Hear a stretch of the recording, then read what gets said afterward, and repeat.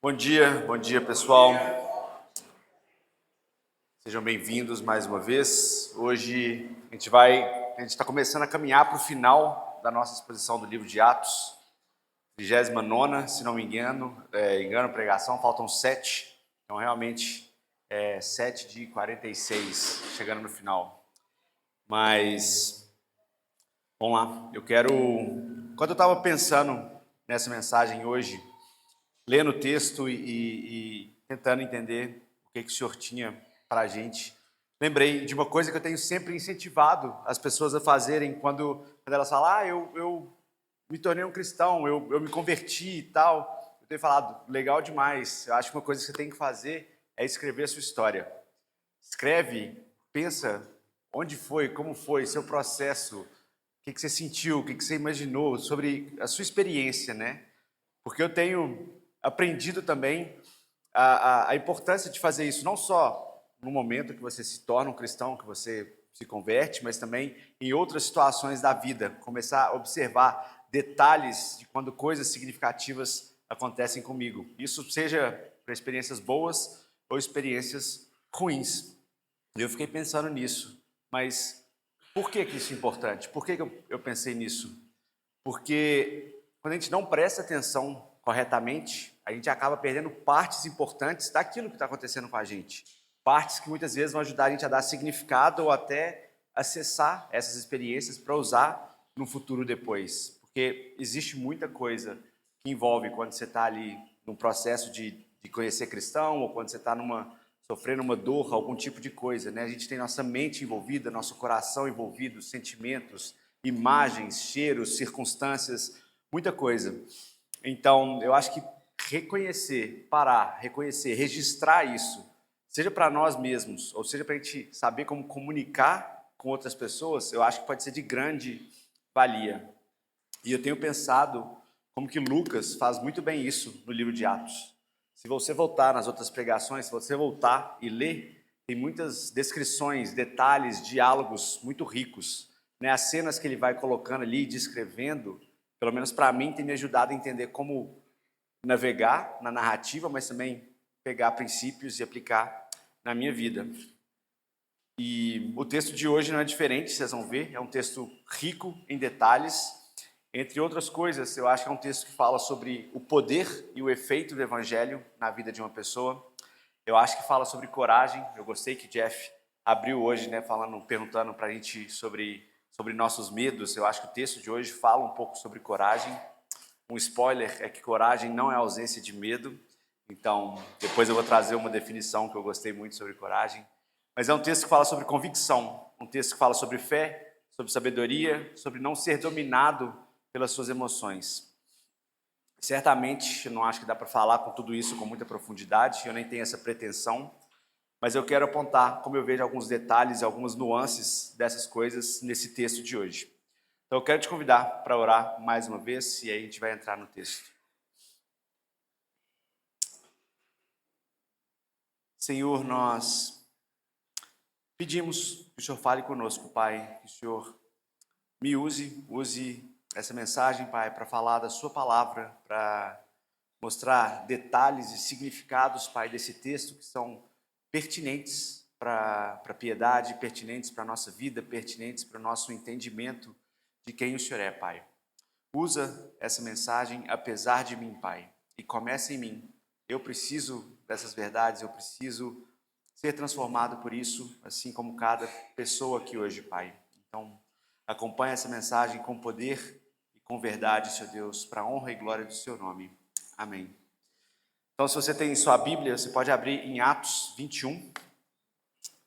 A gente vai começar no 37, é um texto longo, 37 até o 22, 29. Hoje eu vou ler na versão NAA. O texto é bem parecido com o da NVI, dá para acompanhar ali também, mas eu gostei melhor da fluência do texto da NAA. Então, enquanto você vai chegando lá, eu quero passar um pouco do contexto do que está acontecendo aqui, né? No capítulo anterior, capítulo 21, Paulo está terminando a sua terceira viagem missionária e ele fala que ele está indo para Jerusalém. No capítulo 20, ele está conversando ali com os presbíteros de Éfeso e falando que o Espírito já tinha revelado para ele o que iria acontecer ali em Jerusalém. No 20 e 23, Paulo fala o seguinte: o Espírito me assegura que prisões e sofrimentos estão à minha espera. Então, o que a gente está vendo aqui não é nada que é surpresa para Paulo. Talvez ele não soubesse exatamente como cada coisa iria acontecer, mas ele não foi pego de surpresa aqui, talvez até teve um tempo para se preparar para esses acontecimentos. Mas, de qualquer forma, ele vai para Jerusalém, no capítulo 21 a gente vê, né, ele chega em Jerusalém e tal, e ali, em um dado momento, ele é reconhecido por algumas pessoas, e essas pessoas começam a acusar Paulo. Ele está ensinando contra os judeus, ele está profanando o templo e tal, e o negócio vai virando uma confusão e vai crescendo, de repente vira uma agressão física contra Paulo. E eu estava lendo o texto, eu fiquei imaginando, nossa, imagina um cara sozinho, um tanto de gente batendo nele. Eu imaginei, parece uma cena daquelas de briga de torcida organizada. Tá aí naquele comboio de gente assim, de repente eles encontram lá do outro lado um outro cara vestido com a camisa do rival. Começam as provocações, alguém vai lá, dá um soco, de repente tem gente vindo e está batendo, não sabe nem quem, nem onde, a confusão generalizada. E eu pensei, não, eu acho que é mais ou menos assim, um cara contra uma multidão, aquele tanto de coisa acontecendo, né? Então parece uma situação bem absurda, bem injusta até. E o que acontece? Isso ainda no 21. O comandante romano, que era o responsável por manter a ordem ali, acho que tinha uma torre, né, se não me engano, ali perto do templo, e esse comandante ele conseguia ver para manter a ordem. Ele desce lá e vai com um destacamento de soldados, e para tentar apaziguar a situação, ele vê, parece que tem um cara ali que está apanhando. Ele tira esse cara para tentar entender o que estava acontecendo, e a situação de Paulo era tão ruim que eles tiveram que carregar Paulo para dentro da fortaleza que eles estavam. E aí é nesse ponto que o texto começa. No meio dessa confusão, Paulo sendo carregado e o comandante tentando entender o que estava acontecendo ali. Então, se você tem sua Bíblia, você pode acompanhar comigo Atos 21, 37. E quando Paulo ia sendo recolhido à fortaleza, disse ao comandante: seria possível dizer algo para o Senhor? O comandante respondeu: você sabe grego? Você não é por acaso aquele egípcio que algum tempo atrás começou uma revolta e levou 4.000 guerrilheiros para o deserto? Paulo respondeu: eu sou judeu, natural de Tarso, uma importante cidade da Cilícia, e peço ao Senhor que me permita falar ao povo. Obtida a permissão, Paulo, em pé na escadaria, faz um sinal com a mão ao povo, e fez-se grande silêncio. E ele falou em língua hebraica, dizendo: irmãos e pais, escutem agora o que tenho a dizer em minha defesa. Quando ouviram que Paulo lhe falava em língua hebraica, fizeram mais silêncio ainda.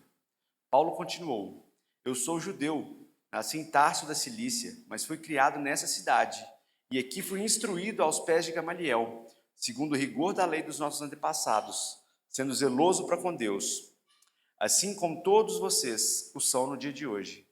Persegui esse caminho até a morte, prendendo homens, mulheres e lançando-os na cadeia. Disto são testemunhas o sumo sacerdote e todos os anciãos. Deles eu recebi cartas para os irmãos judeus de Damasco, e fui até lá para trazer amarrados a Jerusalém os que também lá estivessem para ser punidos. Ora, aconteceu que enquanto eu viajava, já perto de Damasco, quase ao meio-dia, repentinamente uma grande luz do céu brilhou ao redor de mim. Então caí por terra. Prestem atenção nos detalhes todos que Paulo coloca aqui.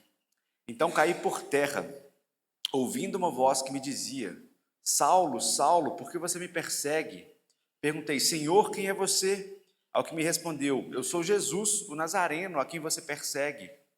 Os que estavam comigo viram a luz, sem contudo perceber o sentido da voz de quem falava comigo. Então perguntei: Senhor, o que devo fazer? E o Senhor me disse: levante-se e entre em Damasco, onde lhe dirão tudo o que precisa fazer. Tendo ficado cego por causa da intensidade daquela luz, guiado pela mão dos que estavam comigo, cheguei a Damasco. Um homem chamado Ananias, piedoso, conforme a lei, tendo bom testemunho de todos os judeus que ali moravam, veio procurar-me. E chegando perto de mim, disse: irmão Saulo, recupere a visão.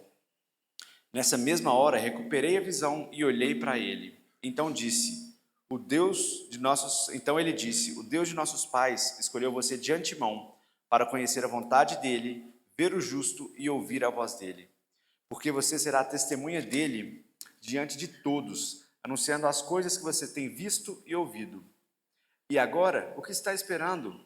Levante-se, receba o batismo e lave os seus pecados, invocando o nome dele. Quando voltei para Jerusalém, enquanto orava no templo, sobreveio-me um êxtase e vi o Senhor. Ele me disse: ande logo e saia imediatamente de Jerusalém, porque não aceitarão o seu testemunho a meu respeito. Eu respondi: Senhor, eles bem sabem que eu ia de sinagoga em sinagoga, prendendo e açoitando os que criam em ti. Quando se derramava o sangue de Estevão, sua testemunha, eu também estava presente, consentia nisso e até guardei a capa dos que o matavam. Mas ele me disse: vá, porque eu o enviarei para longe, para os gentios. Até esse ponto, a multidão ficou ouvindo. Mas quando Paulo disse isso, vá, porque eu enviarei para longe aos gentios, começaram a gritar bem alto: fora com ele, mate-o, ele não merece viver. Enquanto elas gritavam, tiravam suas capas e jogavam poeira para o ar. O comandante ordenou que Paulo fosse recolhido à fortaleza e que, sob açoite, fosse interrogado para saber por que motivo estavam gritando assim contra ele. Quando o estavam amarrando com correias, Paulo perguntou ao centurião que ele estava: será que vocês têm o direito de açoitar um cidadão romano sem que ele tenha sido condenado? Ouvindo isso, o centurião parou, procurou o comandante e lhe disse: o que é isso que o senhor está prestes a fazer? Saiba que aquele homem é cidadão romano. Então, o comandante veio e perguntou a Paulo: diga-me uma coisa, você é romano? Paulo respondeu: sou. E o comandante disse: eu tive que gastar muito dinheiro para conseguir essa cidadania. Ao que Paulo respondeu: pois eu a tenho de nascença. Imediatamente se afastaram os que iam interrogá-lo com açoites.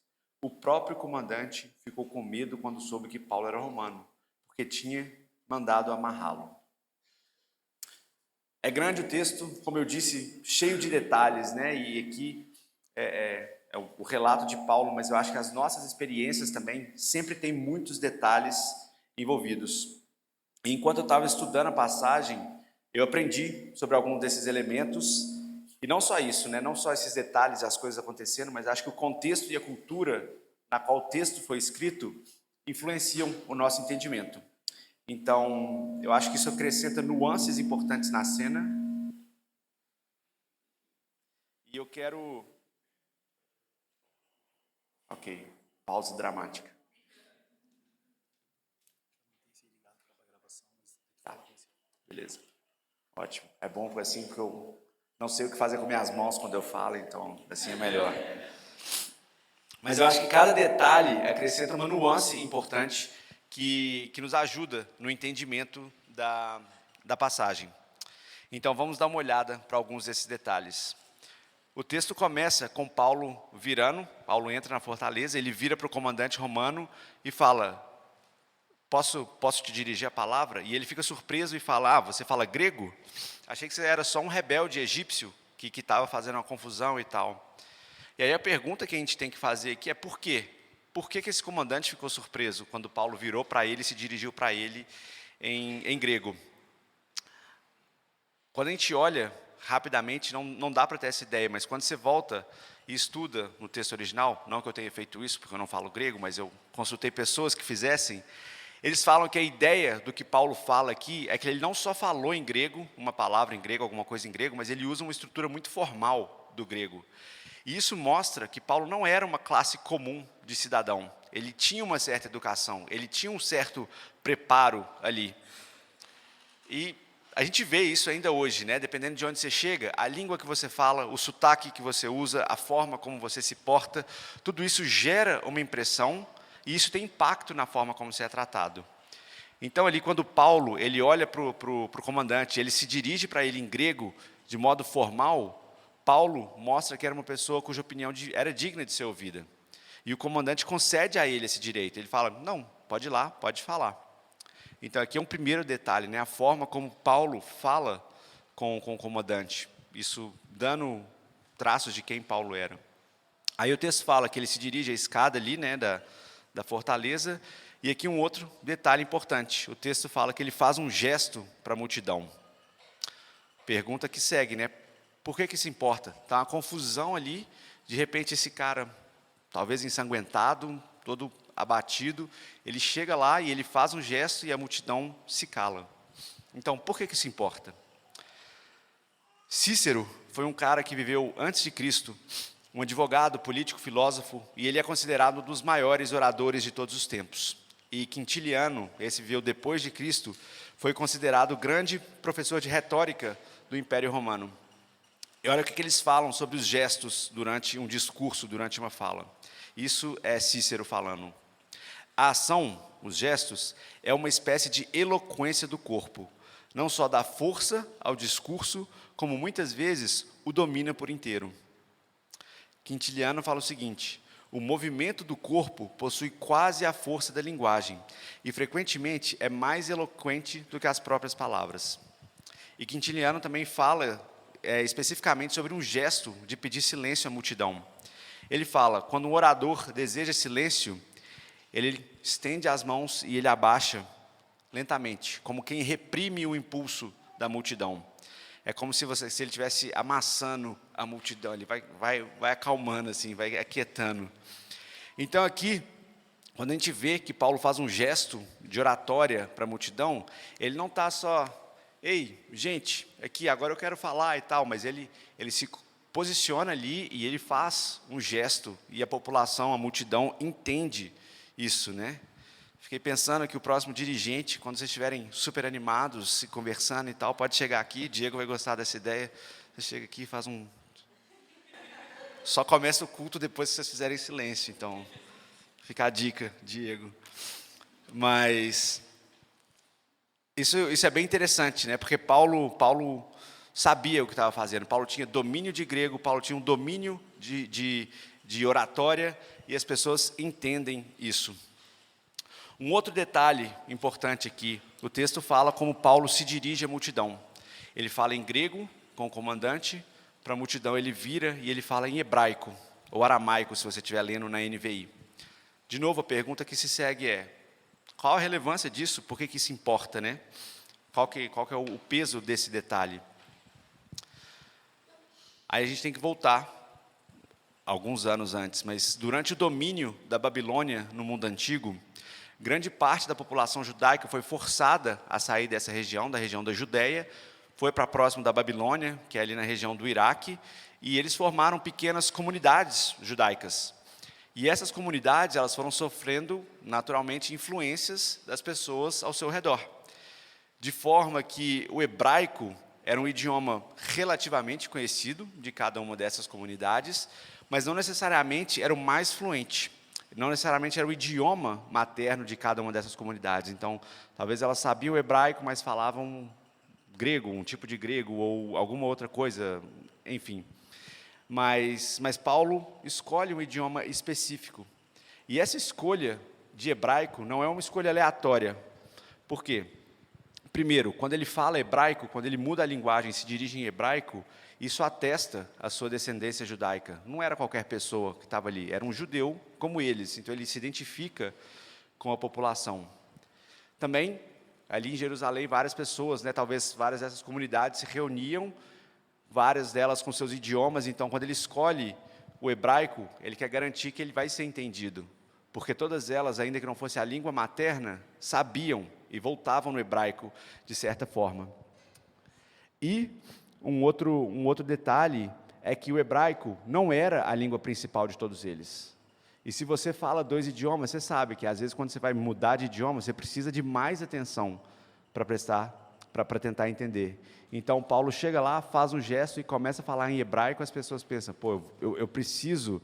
E aqui começa a dizer, né? Quando ouviram que Paulo falava em língua hebraica, fizeram mais silêncio ainda para ouvir ele. Então, assim, ele se dirige em hebraico e as pessoas param e começam a ouvir. É impressionante a gente pensar o que está acontecendo aqui. Porque, em questão de segundos, né? Assim, você vai tentando imaginar essa cena, isso não parece demorar mais do que alguns minutos, 5 minutos talvez. Ele é carregado, ele fala com o comandante, ele se dirige à população. Mas Paulo vai de quase morto, de precisar ser carregado para dentro de um prédio, para ser o centro das atenções ali.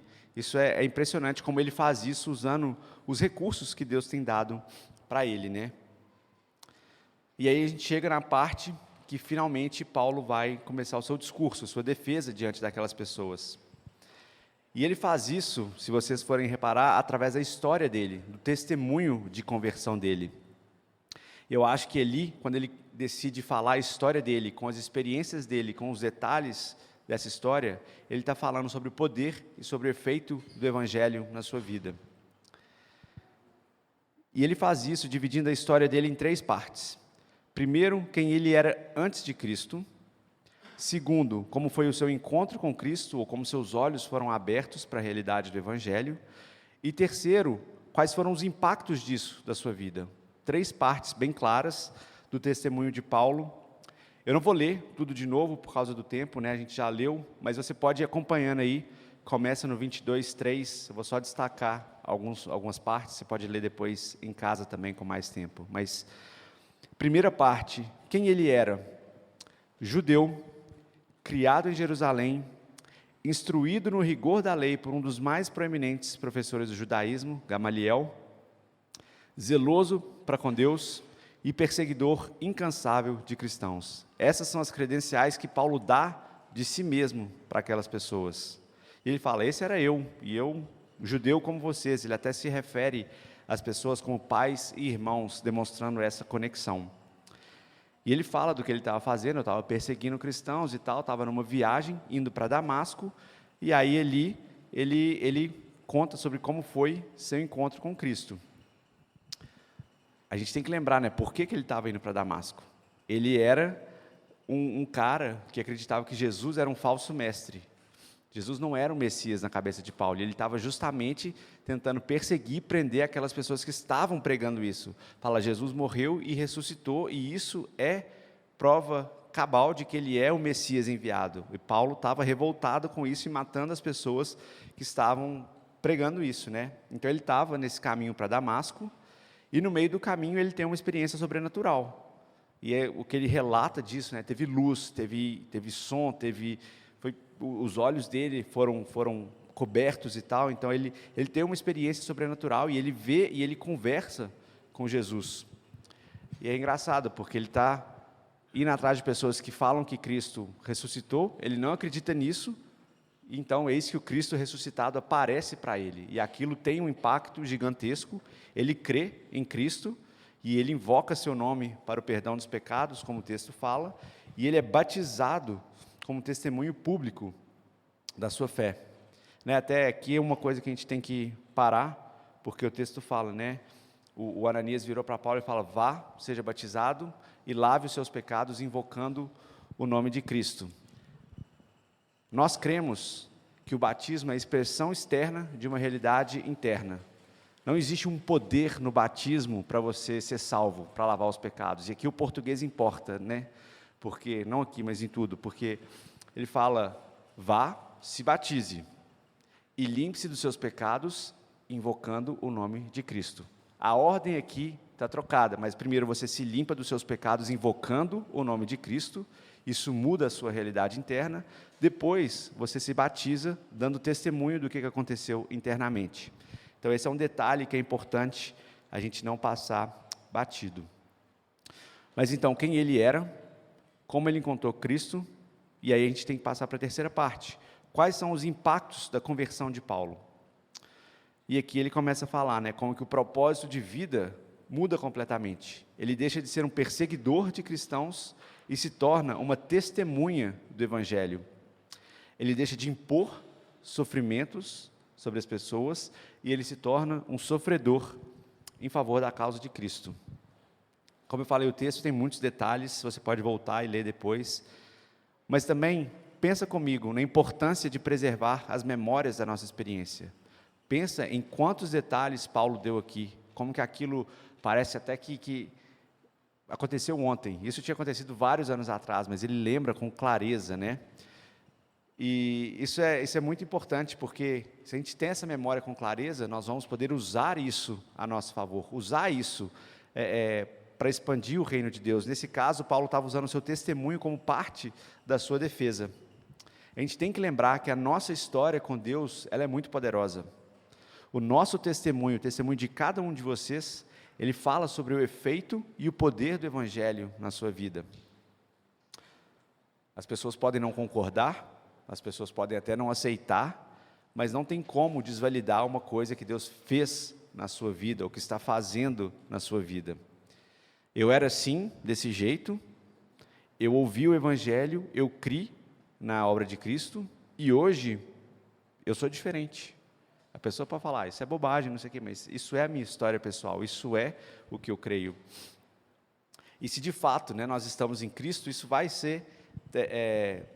acompanhar uma mudança de coração, uma mudança de atitude, como a gente vê em Paulo. Essa semana, eu e James, a gente estava lá no campus, conversando com um estudante, e a gente estava tendo uma conversa, e no meio da conversa ele perguntou para a gente, como e quando vocês começaram a discernir sobre as coisas espirituais? Pode parecer uma pergunta estranha para um moço qualquer, mas ele estava falando porque ele tinha feito um estudo bíblico antes, e ele estava estudando sobre o encontro de Jesus com Nicodemos. Nicodemos era um fariseu, sabia muito da Bíblia, muito da lei, mas ele não tinha ainda um entendimento e o discernimento espiritual. E ele estava conversando com Jesus sobre isso. E se vocês forem em João 3, em um outro momento, vocês vão ver, Jesus estava falando, é impossível você ver o reino do céu se você não nascer de novo. Você precisa nascer espiritualmente. Então, assim, você precisa do Espírito para entender. E ele estava assim, mas esse estudante, né, Nicodemos estava assim, e esse estudante, anos depois, com a mesma coisa. Como que eu alcanço esse entendimento dado pelo Espírito? Como que eu posso alcançar isso? Não faz sentido para mim. Ele perguntou isso para a gente, né? E a gente poderia ter dado uma resposta, faz isso, a Bíblia fala, e claro que a gente usou isso, mas a primeira reação foi compartilhar parte do nosso testemunho. Eu contei um pouco, James contou um pouco, e a gente teve oportunidade de contar parte da nossa história, parte do momento como Deus abriu os nossos olhos para a realidade espiritual. Porque se a gente está em Cristo, a minha história, a sua história, elas vão declarar o poder e o efeito do Evangelho na vida de um pecador. E isso pode gerar reações diversas. A gente tem visto isso ao longo do livro de Atos, né? Pessoas recebem, pessoas rejeitam, perseguem, aceitam, se convertem. A gente não consegue controlar isso, mas a verdade, e a gente tem falado isso, é que o Evangelho pregado corretamente, ele sempre provoca uma reação no ouvinte. Então, um testemunho impactado pelo Evangelho sempre provoca uma reação no ouvinte. No caso do estudante, ele gostou muito, ficou mais empolgado, falou, não, eu quero entender isso, eu quero aprender mais sobre isso. Voltando para o texto, no caso de Paulo, as pessoas ficaram meio revoltadas, né? Elas não gostaram tanto da resposta de Paulo, elas estavam ouvindo até um certo tempo, de repente elas param e falam assim, ok, desse ponto para frente a gente não escuta mais, mata ele. Então, é uma loucura pensar nessa cena. Mas, como eu falei também, eu acho que esse texto é um texto que fala sobre coragem, e a gente vai começar a ver isso também nessa parte, a partir dos versículos 17 e 20. Paulo já sabia da possível reação dos judeus ao seu testemunho. Nos versículos 17 e 20, ele fala de uma conversa que ele teve com Deus sobre isso. Eles não vão aceitar meu testemunho e tal, não sei o quê, e Deus fala com ele, vai para fora de Jerusalém nesse momento e tal. Mas por que os judeus têm essa dificuldade de receber o testemunho de Paulo? Boa pergunta, mas os judeus, eles acreditavam, eles criam que a salvação era algo de exclusividade deles. A única forma de um não-judeu ser salvo era se tornar um judeu. Você se converte ao judaísmo e você obedece às leis, aí então, quando o Messias prometido chegar, você pode desfrutar da salvação. E quando Paulo, um judeu que estudou aos pés de Gamaliel, fala no seu testemunho que Deus o enviou aos gentios, isso é uma grande ofensa para aquelas pessoas, porque os gentios eram separados da realidade da salvação e da aliança de Deus. E o texto fala, né, que até este ponto a multidão ficou ouvindo, mas quando Paulo disse isso, começaram a gritar bem alto. E aqui é engraçado, porque eles ignoram a parte que Paulo fala que Deus o enviou aos gentios. Eles ficam surdos para ouvir isso. E aí eles começam a pedir a morte de Paulo. E aqui eu acho que a gente tem que fazer essa reflexão sobre a coragem de Paulo. Ele estava sendo espancado, foi quase morto, retirado da situação. No meio disso, ele vira para um comandante e fala: eu posso voltar ali e falar com esses caras? E ao invés de chegar lá e tentar falar: gente, desculpa, você teve um mal entendido, eu não estava profanando o templo, eu estava fazendo isso, fez todas as purificações, etc. e tal. Ele não tenta se desculpar, ao contrário, ele evoca, né, uma memória, uma história, a sua história, mesmo sabendo o que isso ia provocar. Isso é coragem diante do medo. E eu gostei muito, enquanto eu estava pesquisando sobre isso, uma definição que Tim Keller dá sobre coragem. Ele fala o seguinte: a coragem real não é a falta de medo, mas a presença da alegria. Tanta alegria que o medo é reduzido ao seu tamanho e papel adequados. A coragem real não é a falta de medo, mas a presença da alegria. E quando ele está explicando o conceito dele, ele cita a cena de Jesus no Getsemane, que a gente estudou algumas semanas atrás. No Getsemane, né, pouco antes da crucificação, Jesus ele vai ao jardim para orar, e ele ora, e ele pede a Deus que, se fosse possível, afastasse dele a morte de cruz, mas que não fosse feito como ele queria, mas como o Pai queria. Jesus ele não entrou no jardim ali, batendo no peito e falou: pode vir com a crucificação, isso não vai me afetar, tô prontão e tal. Ele fala que ele estava pronto, porque internamente ele sabia, mas ele não está animado para ser crucificado. E essa atitude, né, de confiança, de arrogância diante do medo, não é coragem. Isso talvez é até arrogância. Jesus, quando ele entra no jardim, ele sente medo, ele fica aflito, ele chega a suar sangue, como o texto fala. Mas também, como o autor da carta aos Hebreus diz, ele fala o seguinte, capítulo 12: Jesus, em troca da alegria que lhe estava proposta, suportou a cruz, sem se importar com a vergonha, e agora está sentado à direita do trono de Deus. Pela alegria proposta diante dele, suportou a cruz. Naquele momento, Jesus não olha para dentro dele mesmo, ele olha para fora de si mesmo. Mas ele não só olha para fora, mas ele olha para a alegria que foi proposta. A alegria de agradar o seu Pai, a alegria de redimir os seus amigos. Isso permitiu que Jesus tivesse coragem ali. E aqui a gente vê Paulo seguindo o exemplo de Cristo. Ele poderia facilmente ter olhado para si e falado: não, já apanhei demais, chega por hoje, vou ver o que vai rolar aqui. Mas ele não olha para si mesmo, para o medo que provavelmente ele estava sentindo ali. Ele olha para fora, e ele olha para a alegria de cumprir a missão e o propósito que tinha sido confiado. Pensa, tem uma multidão aqui, eu posso compartilhar o Evangelho, eu fui chamado, eu fui separado por Deus para isso, eu não vou deixar o medo me dominar. Então é interessante pensar nessa definição que o Tim Keller traz, que a coragem real não é a falta de medo, mas a presença da alegria. De tal forma que o medo se reduz ao seu tamanho e papel adequados. O medo não te paralisa diante de uma situação. Como você tem enfrentado situações agora?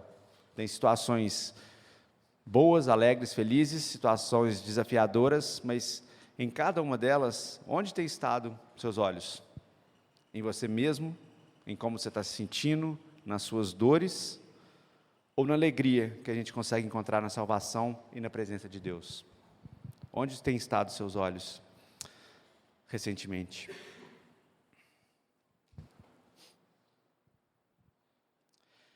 E por fim, uma outra parte do texto, eu não quero me estender muito nisso, mas além de compartilhar sua história, além de demonstrar muita coragem e fé, Paulo demonstra também nesse texto muita sabedoria. O que eu quero dizer com isso? Quando a gente está lendo o texto, a gente vê que ele usa todos os recursos que Deus deu para ele ao longo da sua vida como ferramentas para cumprir o seu ministério. Nesse pequeno trecho, ele fala da sua formação, da sua história pessoal, ele usa seu conhecimento de idiomas, seu conhecimento de oratória, E aqui, no fim do texto, versículos 24 a 29, ele usa mão da dupla cidadania que ele tinha conquistado lá atrás. Volta de novo, tenta imaginar a cena. Paulo estava lá, falou em hebraico para as pessoas, estava falando, todo mundo em silêncio, de repente, o pessoal explode de novo e começa a pedir a morte. O comandante aqui atrás provavelmente não entendeu nada. Ele dificilmente falava hebraico. Então, o que ele está vendo é um cara falando numa língua estranha, estava apanhando, falou numa língua estranha, de repente todo mundo se agitou, o cara não entende o que está acontecendo, o que ele faz? Ele pega Paulo de novo, leva para dentro e fala, prende esse cara, vamos dar nele um sacode ali para tentar entender o que está acontecendo. O que você está falando com esse povo, que eles estão tão agitados? Então, assim, essa é um pouco da situação ali com o comandante, né? E o que Paulo faz? Conhecendo o fato que ele era um cidadão romano, conhecendo a lei romana, ele vira para o cara que está prestes a bater nele e fala assim, é certo você me bater? Você pode bater num cidadão romano? Isso está de acordo com a lei? E o cara assusta. Pô, ele sabe o que ele está falando. Eu preciso verificar isso. O cara vai no comandante e tal, e aí eles falam, o que eu estou fazendo aqui, né?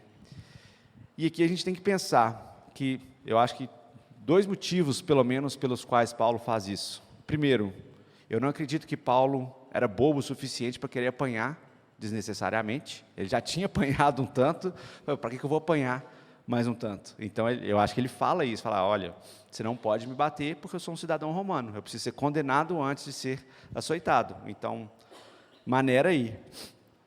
Mas, ao mesmo tempo, também é interessante como que ele está usando isso para cumprir a missão que Deus deu para ele. Se a gente volta lá em Atos 9, que é quando Paulo se converte, no versículo 9, no capítulo 9, versículo 15, Deus está conversando com Ananias, e isso é o que Deus fala sobre Paulo.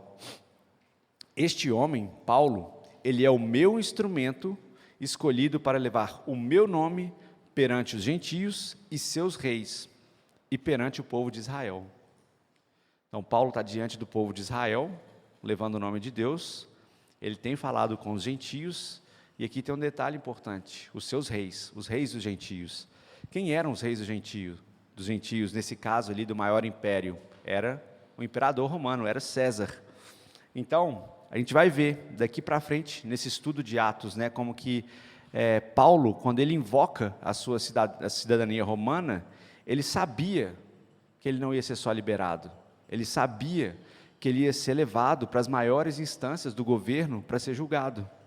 E cada uma das vezes que ele tem a oportunidade de estar diante dos reis, diante dos governadores ali, ele começa a testemunhar e começa a avançar a sua missão.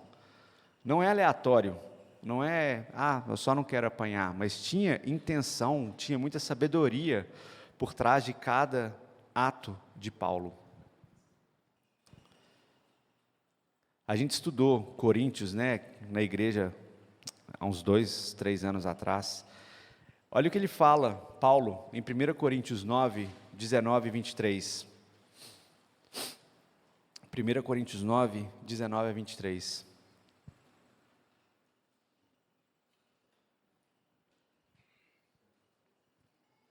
Porque, embora seja livre de todos, fiz-me escravo de todos para ganhar o maior número possível de pessoas. Tornei-me judeus para os judeus, a fim de ganhar os judeus. Para os que estão debaixo da lei, tornei-me como se estivesse sujeito à lei, embora eu mesmo não esteja debaixo da lei, a fim de ganhar os que estão debaixo da lei.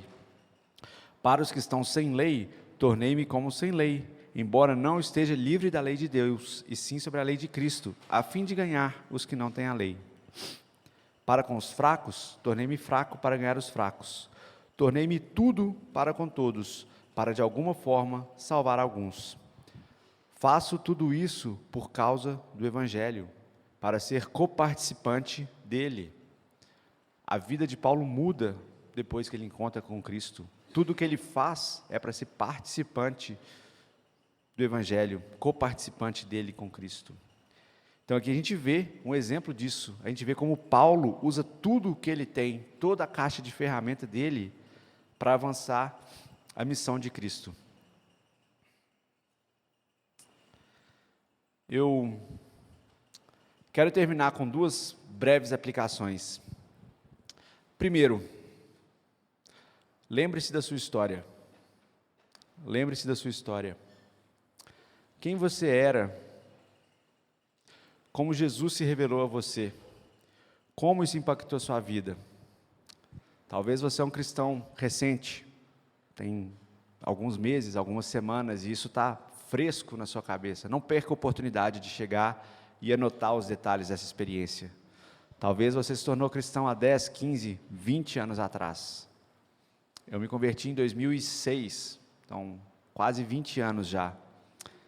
Se esse é o seu caso, tira um tempo essa semana, escreva, tenta lembrar da experiência, quais pessoas fizeram parte, que tipo de sentimento você experimentou, o que fez diferença para você, como você era antes, como que Jesus te encontrou e o que mudou na sua vida depois. Eu lembro quando a Esther falou no batismo, né, como ela cresceu num lar cristão e ela vivia a fé dos pais dela e depois ela falou, agora eu tenho uma fé pessoal. Jesus se revelou para mim de forma pessoal. Isso é muito legal. Escreve se você não escreveu. E não só isso, mas quando você estiver fazendo isso, seja encorajado pela sua própria história. Não só faça o exercício de lembrar, mas seja encorajado com a obra de Deus na sua vida. Lembre-se da graça que te salvou e segura essa graça para você continuar caminhando. Procure oportunidades de compartilhar a sua história com as outras pessoas. Crie estratégias para que isso aconteça. Use os seus recursos, seus dons, habilidades, tudo que Deus confiou para você. Então, o primeiro ponto, bem prático, é lembre-se da sua história. Use a sua história. Seja encorajado por ela. E se você está aqui hoje e não tem convicção dessa história pessoal, desse testemunho pessoal com Jesus, eu quero te encorajar também com o fato de que Deus tem o desejo e o poder de transformar a sua vida. Pensa na história de Paulo, quem ele era, quem ele se tornou. Não tem um coração que seja duro o suficiente para Deus. Então aproxime-se de Deus e Ele vai se aproximar de você. É o que Tiago fala. Busque-o e quando você buscar de todo o coração, você o encontrará. Se você ainda não tem a sua história, não é tarde demais para você desenhar e escrever essa história com Cristo. E a segunda aplicação para a gente terminar é sobre coragem, conectando com o que o Jeff estava falando. Não permita que os medos e os desafios da vida desviem o seu olhar da alegria que é proposta a nós cristãos. Não permita que os medos e desafios desviem o seu olhar da alegria que nos é proposta como cristãos. Impossível fazer isso o tempo inteiro. Então, quando você perceber que isso está acontecendo, eu te convido a orar como Davi orou, no Salmo 51.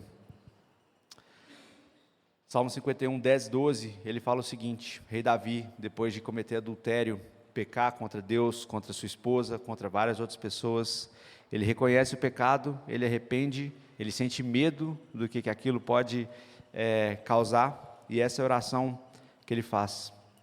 Cria em mim um coração puro, ó Deus, renova dentro de mim um espírito estável.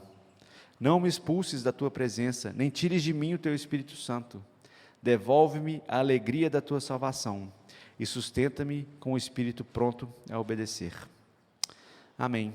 Que a gente possa imitar Paulo, que a gente possa escrever as nossas histórias, que a gente possa experimentar tanta alegria que o medo vai ter o seu lugar e tamanho e papel apropriados. Amém? Vamos orar mais uma vez.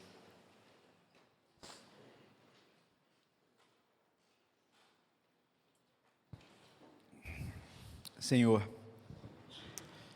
obrigado porque o Senhor é o supremo autor da história da humanidade, Pai.